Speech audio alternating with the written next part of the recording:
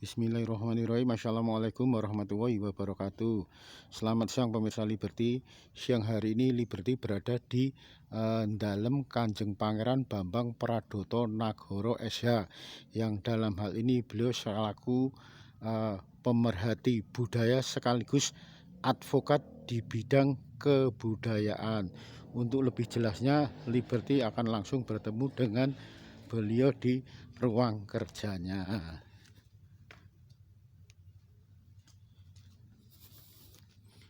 Rumah ini yang dipakai untuk kantor pengacara beliau ini usianya hampir bersamaan dengan Keraton Kasunanan Surakarta Hadiningrat, sekitar lebih dari 200 tahun silam. Kondisinya masih utuh, terawat rapi.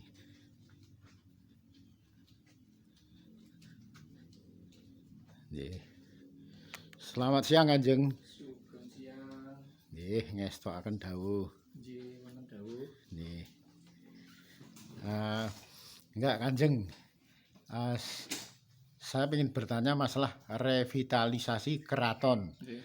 Lah ini menurut Kanjeng selaku pengamat budaya sekaligus advokat dari berbagai cagar budaya. Lah ini masalah revitalisasi keraton itu bagaimana Kanjeng? Ya, sebenarnya kalau kita bicara terkait revitalisasi, masyarakat Solo khusus umumnya dan khususnya keraton harus berterima kasih ya, karena pemerintah masih peduli ya, dengan status keraton yang sudah ditetapkan sebagai kawasan cagar budaya nasional. Jadi harus didukung lah. Kita harus mendukung tanpa harus punya tendensi apapun terkait dengan pelaksanaan, walaupun dalam pelaksanaannya tetap harus mengikuti kaidah-kaidah aturan hukum, karena undang-undangnya kan ada Undang-Undang 11 2010 tentang cagar budaya, untuk peraturan pemerintah nomor 1 tahun 2022 tentang registrasi nasional ya cagar budaya dan beberapa peraturan-peraturan pendukung lainnya. Jadi prinsipnya kalau saya pribadi, saya 100% bahkan 1000% mendukung rencana revitalisasi yang sebenarnya sejak 2018 sudah dicanangkan, sudah dikonsep dan direncanakan oleh beberapa pihak dari keraton sendiri. Itu kalau menurut saya. Jadi Kanjeng, sementara ini dengar-dengar yang mau direvitalisasi utamanya dua alun-alun, baik alun-alun utara maupun alun-alun selatan. Lah, bagaimana revitalisasi ini berkaitan dengan adanya perayaan Sekaten? Jadikah tertunda? Saya pikir gini ya, kalau kita bicara aturan terkait dengan lelang, itu kan prosesnya tidak bisa 1 hari 2 hari ya. Ini kan proses setelah ini Pokja, kelompok kerja yang terkait dengan revitalisasi dalam hal ini yang di bawah Kanwil PUPR Jawa Tengah kan harus bekerja untuk menentukan siapa pemenang lelang. Setelah itu masih akan ada masa sanggah selama kurang lebih 35 hari. Nah, di dalam masa sanggah itulah kemungkinan-kemungkinan bisa terjadi. Jadi saya pikir dengan adanya Sekaten ini belum masuk ke ranah teknis untuk pembangunan ya. Ini kan masih wilayah administratif pembangunan. Jadi nggak akan mengganggu begitu besar. Kalaupun mundur, iya mundur, tapi kan masih dalam bingkai bahwa kegiatan ini adalah multi years ya. Jadi tidak perlu harus diselesaikan di tahun 2023, tapi bisa sampai 2024. Artinya sekalipun Sekaten nanti berakhir pada 8 Oktober, tetap tidak menjadikan tertundanya revitalisasi keraton yang dalam hal ini alun-alun selatan dan alun-alun utara ya. Betul sekali. Secara teknis kita belum masuk pada pelaksanaan proyek ya, tapi masih di seputaran administratifnya dulu. Karena nanti penentuan pemenang lelang kan belum ini ya. Dan saya mencoba mencermati dari hasil sementara 25 besar kalau tidak salah yang saya punya data. Ada hal-hal yang juga sangat janggal, tetapi itu tugas dari Pokja untuk betul-betul mencermati terkait dengan penawaran-penawaran yang menurut saya ada beberapa penawaran yang tidak masuk akal, dan itu bisa menjadi temuan ke belakangnya terkait dengan pelaksanaan pembangunan itu secara teknis.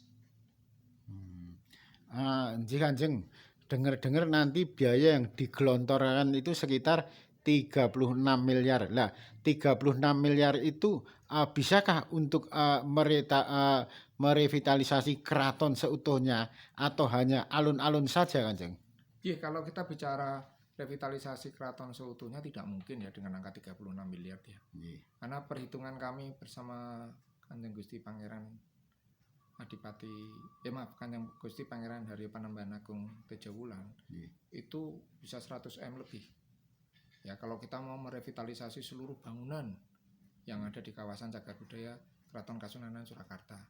36 itu memang melulu hanya dipakai untuk menata ulang yang namanya Geladak, alun-alun utara dan alun-alun selatan. Jadi di situ nanti kalau nggak salah perencanaannya juga terkait dengan penataan kandang kerbau Kyai Slamet, penataan alun-alun selatan, ya mungkin juga nanti terkait dengan penjualan UMKM yang di sana ya. Karena kan kita tahu alun-alun selatan juga saat ini menjadi magnet ya, tapi kan belum tertata dengan rapi. Demikian juga dengan alun-alun utara akan dilakukan penataan yang seperti apa saya belum tahu. Tapi dengar-dengar kan terkait dengan penggunaan pasir laut ya dari selatan untuk kedua sisi alun-alun baik yang utara maupun selatan. Nah itu yang menurut saya yang harus dicermati oleh pengawas ya, terutama dari inspektorat terkait dengan apakah dana yang diberikan itu betul-betul murni diberikan untuk pengadaan pasir laut dari pantai selatan. Karena secara logika hukum yang memiliki izin untuk penambangan pasir laut di pantai selatan itu kan tidak banyak. Nah, apakah pemenang-pemenang lelang itu nanti mempunyai jalur izin secara khusus kepada pemilik-pemilik lahan yang terkait dengan pasir laut pantai selatan? Ya, jangan sampai nanti alun-alun dicampur pasir laut dengan Merapi, yang ada ya filosofinya jadi berbeda. Kanjeng, kalau masalah pemilik perizinan dari pasir pantai selatan itu siapa saja Kanjeng?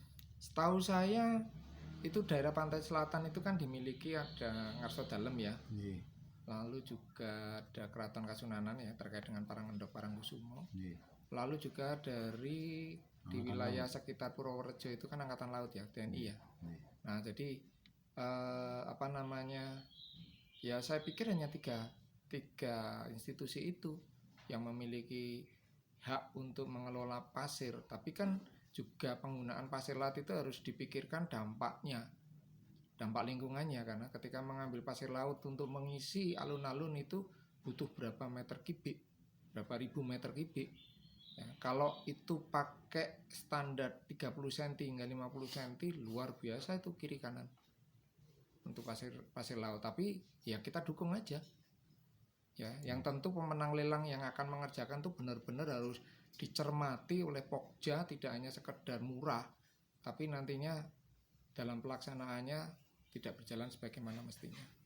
Berarti artinya jangan sampai nanti pasir yang didatangkan dari Laut Kidul itu dicampur dengan misalnya Merapi atau Pantura gitu kan? Oh iya itu filosofi loh. Bangun keraton itu kan tidak hanya sekedar maku terus memperbaiki yang enggak, tapi kan di situ ada filosofinya. Apalagi kalau kita bicara Geladak, itu filosofi kehidupan manusia dari awal. Ya kan? Nah, itu yang harus dipahami. Makanya kan yang saya tahu, saya ngintip itu banyak RAB yang tidak menyertakan untuk di luar teknis ya, seperti wilujengan dan sebagainya. Nah, itu kan harus dipikirkan. Ya, hampir sama seperti di Bali, di beberapa titik kan harus ada wilujengan agar semua bisa berjalan dengan lancar. Belum lagi proses pembangunannya kan tukang-tukangnya harus menggunakan samir dan sebagainya, juga ada unggah-ungguh. Nah, ini yang non teknis ini yang harus dimiliki oleh pemenang lelang. Karena saya lihat di dalam proposalnya itu tidak ada satupun yang mengharuskan atau mewajibkan memiliki keahlian di bidang cagar budaya. Semuanya hanya bicara landscaping dan pembangunan. Nggih. Ah, Gini Kanjeng, mungkin Kanjeng selaku pemerhati budaya sekaligus advokat konsultan hukum yang dalam hal ini banyak menangani bidang cagar budaya, mungkin ada pesan khusus tersendiri terhadap nanti pelaksanaan revitalisasi alun-alun lor dan alun-alun kidul. Ya, pesan saya hanya kepada Pokja ya, yang saat ini baru menyelesaikan tahapan kedua, yaitu menentukan pemenang lelang. Bahwa menurut saya sekali lagi ya, mereka juga punya ahlinya, harus betul-betul dipikirkan secara matang bahwa pemenang lelang tidak harus yang berani memberikan penawaran dengan sangat miring. Itu harus diperhitungkan benar-benar ya, harus dilihat di administratifnya, apakah dia punya jaringan dengan pemilik, punya pengalaman di dalam penataan cagar budaya. Karena kalau tidak, ya takutnya nanti hasilnya tidak sesuai yang dikehendaki oleh Mas Wali Kota. Kan Mas Wali Kota mau tampilan di depan keraton itu kan menjadi lebih baik, apalagi kami sebagai warga keraton juga menginginkan kan halaman depan keraton, yaitu dari Ngladak sampai alun-alun utara itu tampil menjadi lebih baik ya. Soal seperti apa tentu Mas Wali Kota sudah memikirkan bersama timnya. Nah, tetapi sekarang kan problemnya atau proses yang harus dihadapi adalah penetapan pemenang lelang. Nah, itu wajib hukumnya untuk dicermati. Kedua, nanti pada saat teknis pelaksanaan, apakah di dalam pelaksanaannya itu juga meninggalkan atau tidak meninggalkan filosofi, tidak meninggalkan adat budaya keraton, ya, dari ringin kembar, bagaimana proses terkait dengan ringin kembar, ringin kurung itu. Nah, itu mohon untuk dicermati. Anjing-anjing selama ini kan masyarakat itu taunya 36 miliar itu untuk revitalisasi Keraton Kasunanan Surakarta Hadiningrat. Ternyata angka 36 miliar itu hanya untuk kedua alun-alun jika Kanjeng. Betul. Sekali lagi tadi di depan saya sudah katakan, kami pernah melakukan perhitungan. Ya, waktu itu oleh Maha Menteri Keraton Kasunanan itu kami diminta membuat semacam RAB ya, rencana anggaran belanja. Kalau kita seluruhnya itu kan yang rusak, yang kami punya data itu adalah Keraton Kilen, lalu juga Keputren. Kami juga sudah melakukan drone tahun 2017 yang lalu, 2018 yang lalu dengan biaya 2M. Itu kan juga Panggung Sanggabono, lalu Sasono Mulyo, ya, terus Gedong Kereta, lalu ada Magangan, itu kan juga sudah kayunya sudah pada rapuh ya. Itu biayanya besar sekali. Untuk Panggung Sanggabono itu, Panggung Sanggabono saja sudah biayanya berapa? Ya, belum Keputren, belum Keraton Kilen, belum yang lain-lainnya. Jadi ya kalau 36 miliar memang wajar kalau hanya dipakai untuk alun-alun utara dan alun-alun selatan. Terima kasih Kanjeng. Demikian wawancara Liberty dengan beliau Kanjeng Pangeran Bambang Pradoto Nagoro SH di ruang kerjanya yang merupakan peninggalan dari leluhurnya yang sangat kuno dan antik sekali. Terima kasih. Akhirul kalam, wabillahi taufiq wal hidayah. Wassalamualaikum warahmatullahi wabarakatuh. Semoga bermanfaat.